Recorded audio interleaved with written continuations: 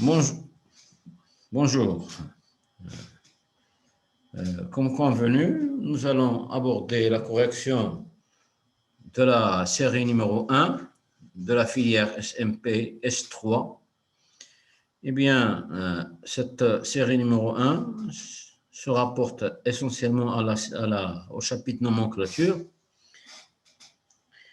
Les premiers exercices concernant la nomenclature des alcanes, c'est ce qu'on va essayer de traiter aujourd'hui, ceux des alcanes et des cycloalcanes. Eh bien, avant de commencer la correction, j'aimerais bien faire un petit rappel concernant la nomenclature. Bien, vous savez tous qu'un composé en chimie organique, que le nom d'un composé se compose de trois parties. Une partie appelée préfixe, qui regroupe tous les substituants classés par ordre alphabétique. Bien sûr, il faut tenir compte de la première lettre du radical, du substituant. Pourtant, chacun, l'indice de son emplacement est précédé d'un tiret. Cette partie préfixe est liée à l'unité structurelle fondamentale, qui est tout simplement la chaîne principale, qui est liée, elle aussi, au suffixe. Le suffixe, c'est la fonction présente sur l'unité structurelle fondamentale. Dans cette partie-là, concernant les alcanes, le suffixe est toujours ane. Ce sont des alcanes. Bien. Commençons par traiter le premier exercice. Le premier exercice, il s'agit d'une chaîne que vous voyez. Une chaîne. On voit très bien que sur cette chaîne-là, il y a des substituants, des radicaux ramificateurs. Il s'agit d'un alcane ramifié. Bien, dans ce cas précis, eh bien, la chaîne principale dans le cas d'un alcane ramifié est celle qui comporte le plus grand nombre de radicaux ramificateurs. La plus longue tout d'abord, elle doit être la plus longue, et aussi celle qui comporte le plus grand nombre de radicaux ramificateurs. On voit bien que la chaîne comporte 9 atomes de carbone, qu'il y a en position 3, et nous allons parler de ça tout à l'heure, il y a un radical éthyle, sachant bien sûr qu'un radical dérive de l'alcane correspondant en enlevant un et en la remplaçant par il. Il y a un radical méthyle, il y a un radical propyle. On voit très bien que le radical méthyle se répète 2 fois, d'où l'utilisation du terme multiplicatif di pour désigner 2 fois. S'il se répète 3 fois, on doit utiliser le terme tri, etc., etc. Sachant bien sûr que l'on ne doit pas tenir compte de la première lettre du terme qui se multiplie, c'est-à-dire le D. On ne doit tenir compte que du M du méthyle. Bien. Donc, vous avez 2 méthyl, un éthyle et un propyle. Question de numérotation. En général, nous avons 2 sens de numérotation, dont un est correct. Observez bien celui de gauche vers la droite. Le premier radical, c'est le radical méthyle. Il est en position 3. Et observez aussi le premier radical de droite vers la gauche, c'est le radical éthyle. Lui aussi occupe la position 3 de droite vers la gauche. Donc, on est censé prendre le E de éthyle au lieu du M de méthyle pour la position 3, c'est-à-dire adopter la numérotation de droite vers la gauche, puisque le E de l'éthyle devance le M du méthyle dans le classement par ordre alphabétique. Et donc, qu'est-ce qu'on aura? On aura, dans la partie préfixe, qu'est-ce qu'il y aura? Il y aura un 3 éthyle, un 4, 7 diméthyl et 1, 5 propyl. Tous ces substituants-là, il faut les classer par ordre alphabétique, bien sûr. Le nom d'un tel composé, eh bien, c'est simple. Hein? Commençons par la partie préfixe. C'est le 3-éthyl, 4,7 diméthyl, 5 propyl. La chaîne contient 9 atomes de carbone, c'est non, suivi de ane. Ane étant le suffixe. Donc, je répète, le nom de ce composé-là, je vais lier partie préfixe, unité structurelle fondamentale, chaîne principale et suffixe. Sachant bien sûr que l'unité structurelle fondamentale, c'est la chaîne principale, elle comporte 9 atomes de carbone. Elle est numérotée de telle sorte à donner les indices les plus bas. Bien, à l'ensemble des radicaux ramificables.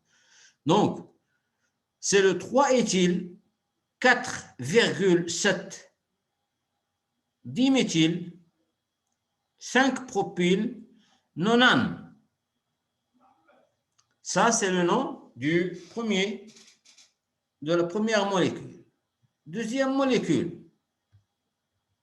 Dans la deuxième molécule, eh bien, on observe là aussi un alcane ramifié.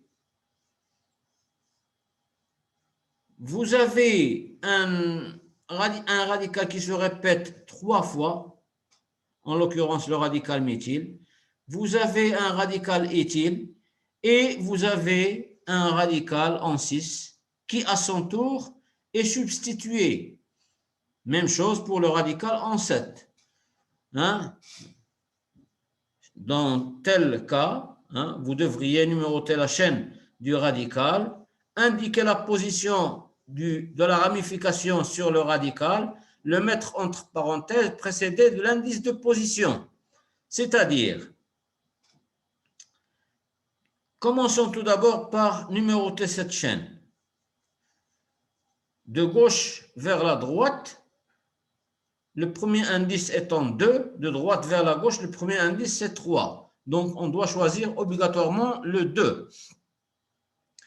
Vous avez un 2, en 2, il y a un méthyle, en 3, il y a un autre méthyle, en 4, il y a un méthyle, c'est un 2,3,4 triméthyle.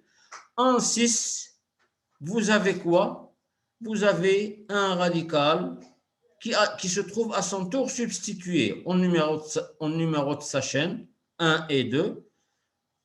La ramification du radical est en position 1.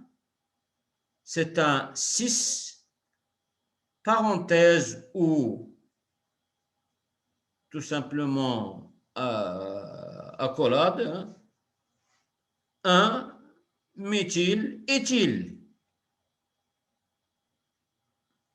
Observez le radical en 7. Le radical en 7, si on numérote sa chaîne, il contient 3 atomes, sa chaîne contient 3 atomes de carbone. Elle est ramifiée en 1. C'est le 1-méthylpropyl. Le 1-méthylpropyl est mis entre parenthèses, précédé, devancé si vous voulez, par l'indice de position sur la chaîne, c'est-à-dire l'indice 7. Donc, puis vous avez un éthyle en position 8.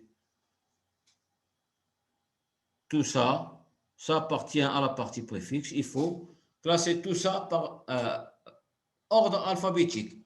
On va commencer par l'éthyle, suivi de quoi?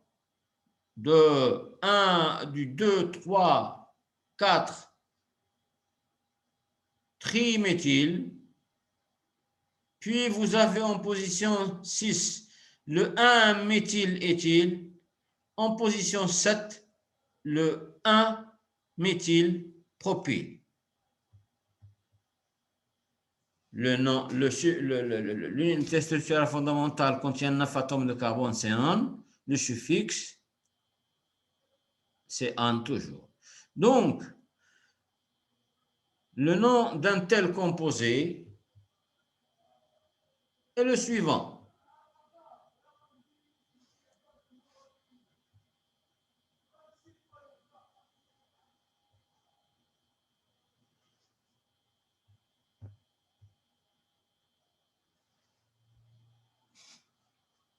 c'est le 8-éthyl 2,3,4 triméthyl 6. 1-méthyléthyl 7. 1-méthylpropyl décane. Dec étant l'unité structurelle fondamentale, an étant le suffixe. Eh bien, il y a une autre nomenclature dite triviale adoptée par l'Union internationale de chimie pure et appliquée. Le radical en position 6 que l'on a nommé 1-méthyléthyl, eh bien, est appelé tout simplement radical isopropyl en nomenclature triviale. Celui en position 7, le 1-méthylpropyl, est appelé radical sec-butyl.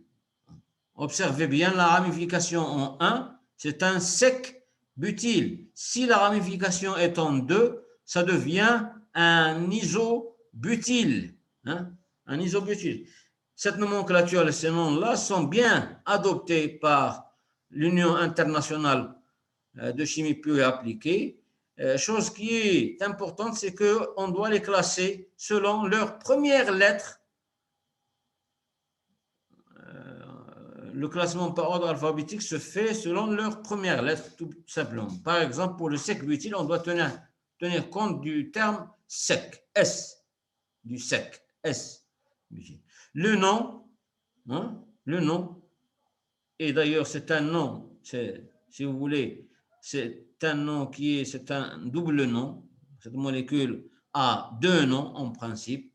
Le 8-éthyl, 6 isopropyl, 2, 3, 4 triméthyl, 7 sec-butyl décane. Sachant bien sûr que dans la partie préfixe, il faut bien respecter l'ordre alphabétique.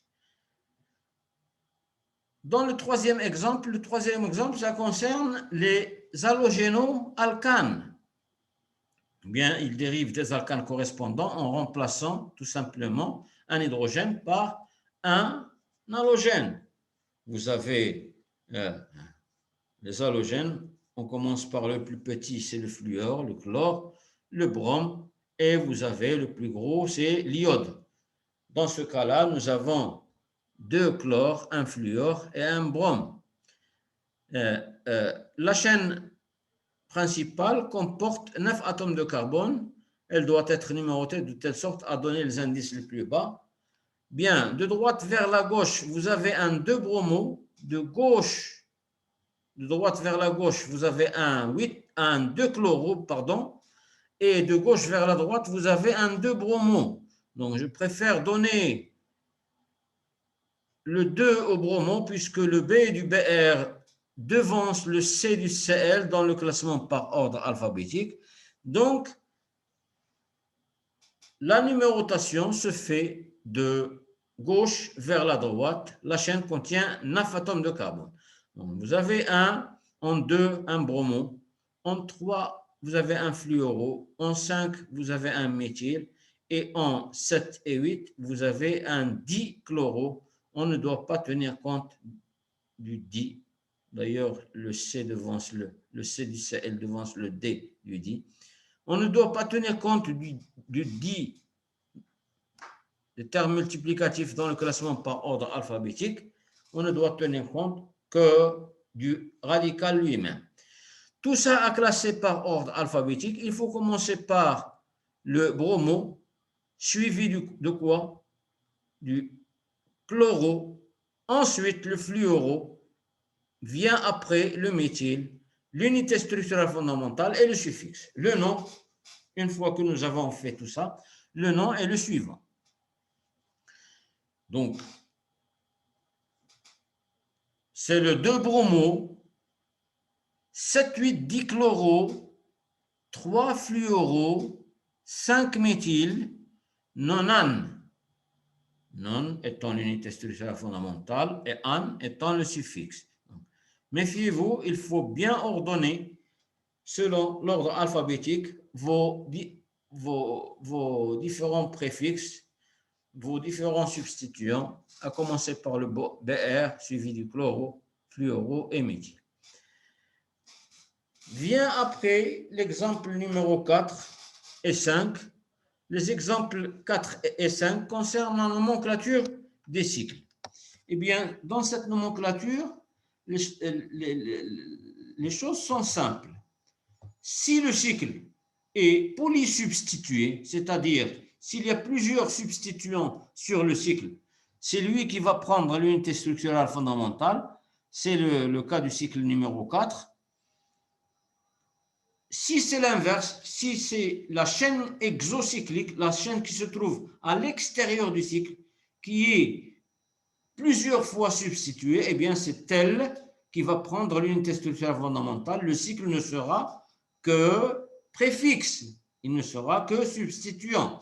Bien, voyons dans le premier cas. Dans le premier cas, vous avez un cycle à 6 chaînons, à 6 atomes de carbone, c'est le cyclohexane. Cyclohexane, hex suivi de an, puisque c'est après tout, c'est un alcane. En 1, vous avez un double éthyle.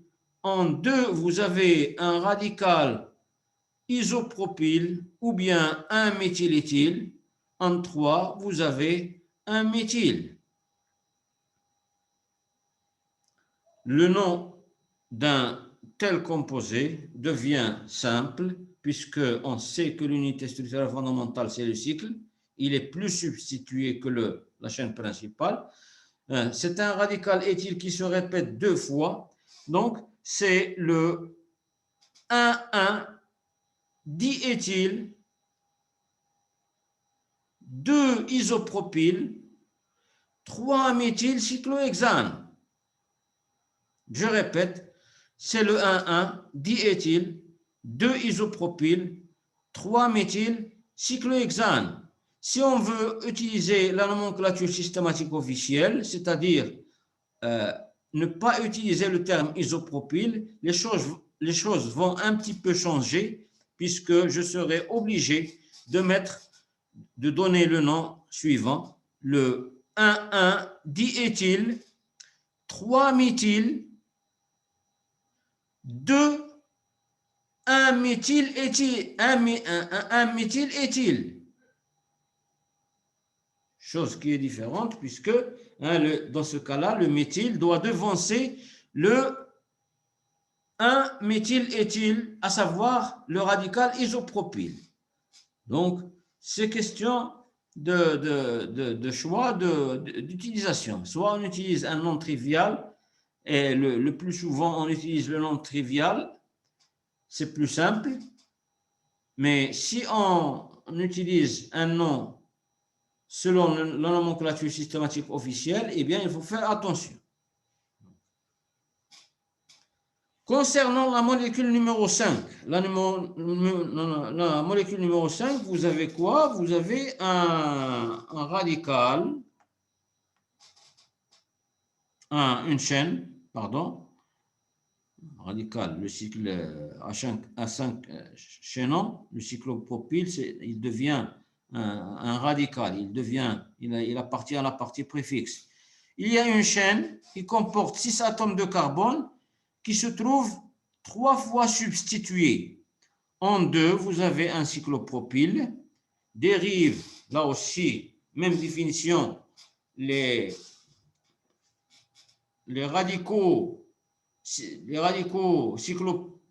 cycloalkyles en général dérivent des cycloalcanes correspondants en enlevant an et en la remplaçant par il. Dans ce cas-là, c'est le cyclopentyl, à classer par ordre alphabétique. En 2, vous avez un cyclopentyl, en 3, vous avez un éthyle, et en 5, vous avez un méthyle. Le nom de ce composé-là, c'est le 2-cyclopropyl, 3-éthyl, 5-méthylhexane. Vous voyez la différence? Là, c'est la chaîne exocyclique qui prend une unité structurelle fondamentale puisqu'elle est plusieurs fois substituée, plus ramifiée si vous voulez, alors que dans l'exemple 4, le cycle hex an est 3 fois substitué, c'est lui qui en principe prend l'unité structurelle fondamentale. Donc, méfiez-vous de cette nomenclature-là des cycles. Si le cycle est plus substitué que la chaîne exocyclique, c'est lui qui prend l'unité structurelle fondamentale. Si c'est le contraire, c'est-à-dire qu'il existe une chaîne exo à l'extérieur du cycle qui est plus substituée que le cycle, et donc c'est elle qui va prendre l'unité structurelle fondamentale, ce n'est plus le cycle. Voilà ce qui est de cette nomenclature concernant les alcanes, halogénoalcanes et cycloalcanes. Nous allons passer à la nomenclature des alcènes, alcynes, ainsi que les composés qui peuvent comporter des doubles et des triples liaisons carbone-carbone. Bien, tout d'abord, nous allons commencer par les alcènes. Les alcènes, comme vous le savez, ce sont des hydrocarbures insaturés. Ils contiennent une double liaison carbone-carbone sur leur chaîne. Chose qui est importante dans cette partie-là, c'est qu'il faut donner l'indice le plus bas à cette double liaison. Ce sont des hydrocarbures diéthyléniques de formule brute CnH2n ayant une double liaison carbone-carbone dans leur chaîne. Donc, priorité à quoi? À cette double liaison, elle doit avoir l'indice le plus bas. Ils sont nommés alk I N. Si vous avez deux doubles liaisons, vous devriez ajouter le A. Ça devient alka I, J, D, N. Pourquoi on ajoute le A? Eh bien, c'est question de français. On ajoute le A. L'Union internationale de chimie pure est appliquée à adopter le A, vu qu'il y a deux consonnes qui vont se suivre, hein, le D du diène et le N du N. Ils ont choisi, ils ont adopté le A pour couper entre ces deux consonnes. Voyons ce qui est du premier exemple. Le premier exemple, dans ce premier exemple, vous avez une chaîne qui contient 7 atomes de carbone, 3 doubles liaisons. Hein? La chaîne est celle qui doit passer par les doubles liaisons. Sachez-le qu'il y a une règle qui gouverne ça. L'unité structurelle fondamentale est celle qui comporte le plus grand nombre de doubles liaisons. Elle est numérotée de telle sorte à donner les indices les plus bas aux doubles liaisons. Donc, on ne va pas numéroter de droite vers la gauche, on numérote de gauche vers la droite, puisque de gauche vers la droite, nous avons les indices les plus bas. Vous avez quoi? Là, une première double liaison en 1, une deuxième double liaison en 3 et une troisième double liaison en 5.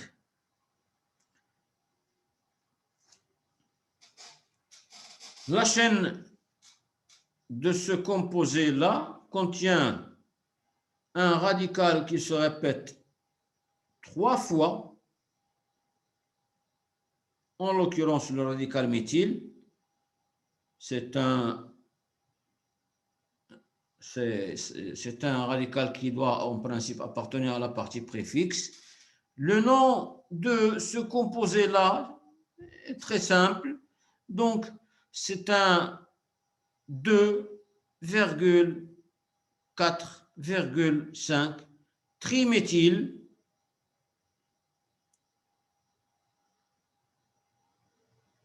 hepta.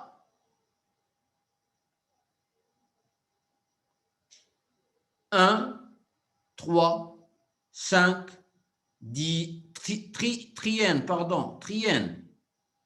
triène. Je répète.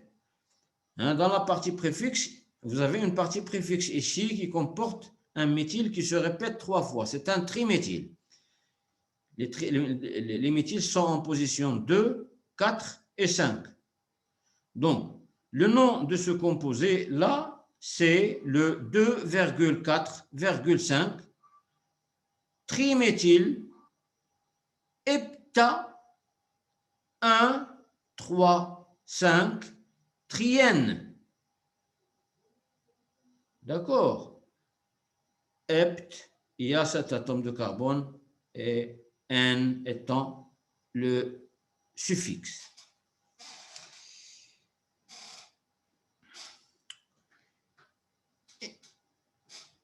L'exemple suivant, c'est l'exemple de triple liaison. Là aussi, la même chose.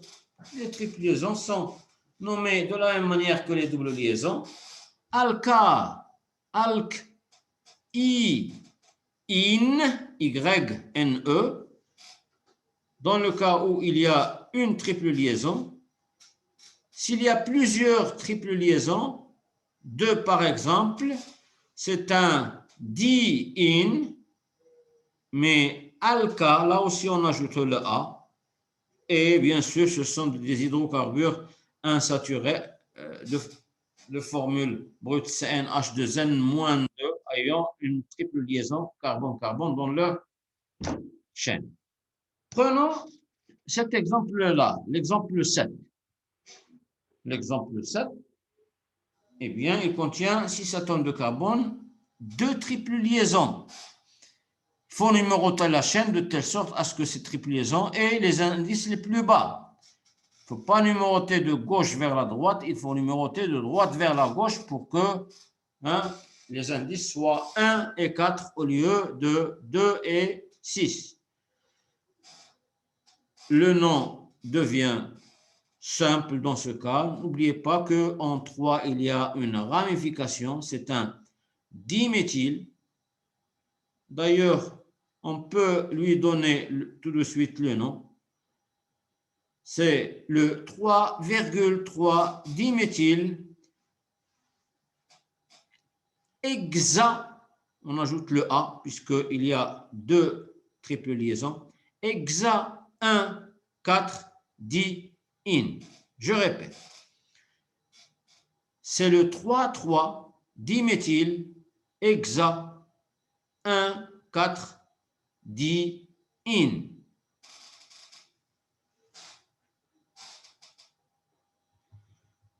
Maintenant, il se trouve qu'un composé comporte et des doubles et des triples liaisons. Lorsque des doubles et des triples liaisons se trouvent simultanément dans la même molécule, eh bien, la chaîne principale, écoutez très bien, c'est très très intéressant, la chaîne principale est celle qui comporte le plus grand nombre de liaisons multiples, que ce soit double ou triple, peu importe, le plus grand nombre de liaisons multiples. Elle est numérotée de telle sorte à donner les indices les plus bas à l'ensemble des liaisons multiples. Mais si vous avez à choisir, si on a le choix, on doit donner l'indice le plus bas à quoi? À la double liaison. Faites très attention. Donc, on doit donner l'indice le plus bas à la double liaison. Cependant, il y a une autre règle, c'est lorsque vous avez deux chaînes qui comportent toutes les deux le même nombre de liaisons multiples. Mais une contient uniquement des doubles liaisons. L'autre contient des doubles et des triples liaisons. Eh bien, la chaîne principale dans ce cas est celle qui comporte les doubles liaisons. Faites très attention, la chaîne principale est celle qui comporte les doubles liaisons. Très bien. Je reviens sur l'exemple 8. L'exemple 8, vous avez une chaîne qui contient deux liaisons multiples. Une double liaison et une triple liaison. Si je numérote de droite vers la gauche, la double liaison aura l'indice 2. Si je numérote de gauche vers la droite, la triple liaison, elle a l'indice 1. Donc, je dois prendre forcément, je suis obligé de prendre l'indice 1. L'indice 1. chose qui est importante, c'est que le nom de ces composés-là, c'est toujours alk, I, N en premier, suivi de J, in. Alk, I, N, J, in. Donc, dans l'exemple 8, vous avez une ramification en 3, une ramification isopropyl. Le nom de ce composé, c'est le 3-isopropyl 1, 2, 3, 4, 5, 6 ex 4N 1 in. Je répète, hein, le N en premier suivi du in en second. Le nom, c'est le 3. Isopropyl ex 4N 1 in. D'accord? Ou bien, si vous voulez donner la nomenclature 1 méthyl-éthyl, il n'y a aucun problème en 3.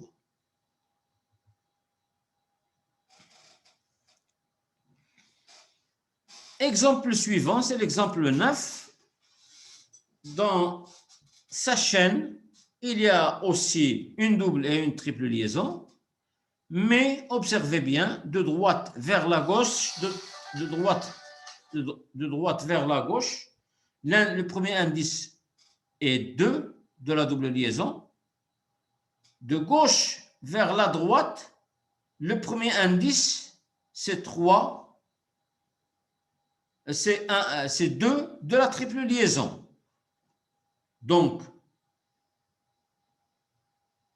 là, je me trouve dans une ambiguïté, j'ai une ambiguïté, donner l'indice 2 à la double liaison ou bien donner l'indice 2 à la triple liaison. Eh bien, la règle, elle est tranchante. Elle vous dit si vous avez le choix entre donner l'indice le plus bas à la double liaison ou bien donner l'indice le plus bas à la triple liaison, il faut donner l'indice le plus bas à la double liaison. Donc, je dois forcément numéroter de droite vers la gauche. Hein? De droite vers la gauche, de telle sorte à donner l'indice 2 à la double liaison. Le nom de ce composé-là, vous avez 7 atomes de carbone et une ramification en position 4. Je commence par la partie préfixe, c'est-à-dire le 4-méthyl, hept, 2N, 5, in.